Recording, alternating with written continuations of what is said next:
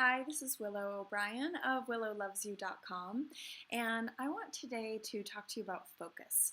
I actually feel like I talk about this a lot, or at least one of my last videos was all about setting your MITs, which is your most important tasks, as a way to help you really prioritize and get clear on what you want to focus on.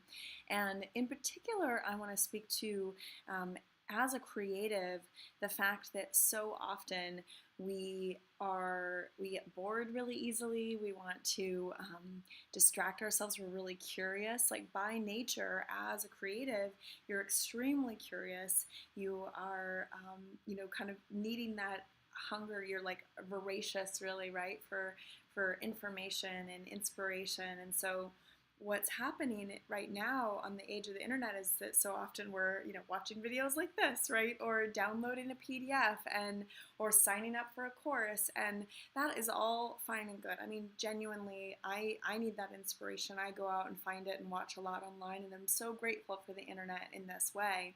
I also have a small group mastermind right now. I do small group coaching, and in this mastermind, I'm wanting to make sure that I'm not overwhelming them with too much information.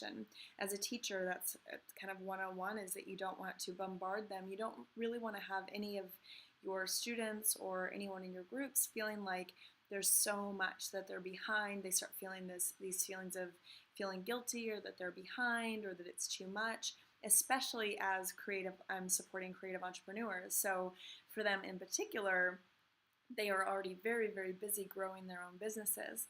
And so as they step in, as anyone really who steps into a business coach should really know, is be aware of what you are choosing. So I'm a conscious business coach, so I'm a big fan of consciously choosing and consciously stepping into what you are choosing. And that means making sure that you're very clear on what you're saying yes to.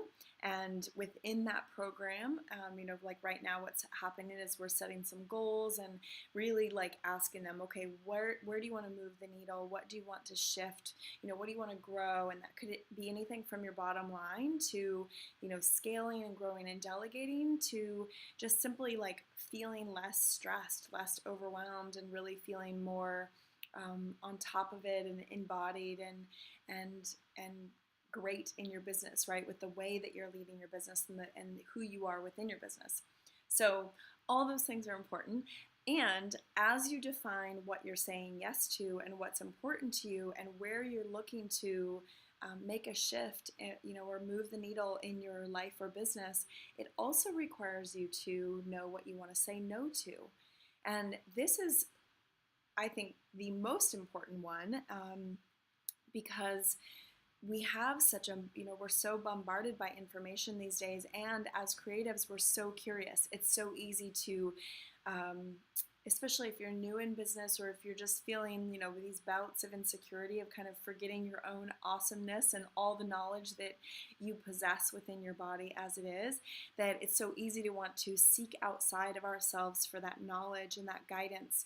And so something I always really like to instill in my clients is, and this is actually a lot of the work that we do, is pulling out their own brilliance that's already within them, all of the knowing that you already have that you haven't even put into action.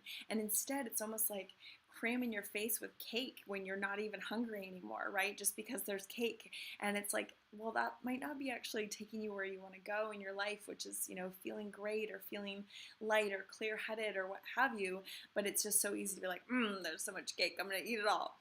So, as a creative, if you are a creative entrepreneur, if you are anyone out there that is looking to move the needle and create an impact in your life, or your business, or your bottom line, or your health, or what have you, that it's so crucial that you're very, very clear on what are those goals in particular, so that you also know what to say no to.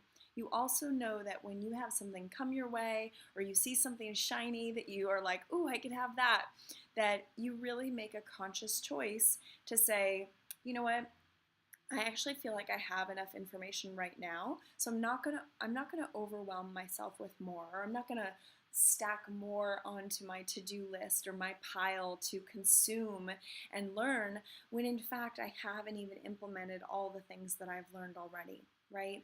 You guys probably all have long lists of what you're wanting to create and do. And so my invitation for you is to stop going out there and kind of like, overeating at the buffet of what there's out there, and instead, go and create the things that you know that you have within you. And if you need support with that, again, stepping into a mastermind program or working with a coach one-on-one who can really help you stay on track with those goals. And it's just one thing I end up telling my clients all the time is make sure you're also very, very clear what you're saying no to.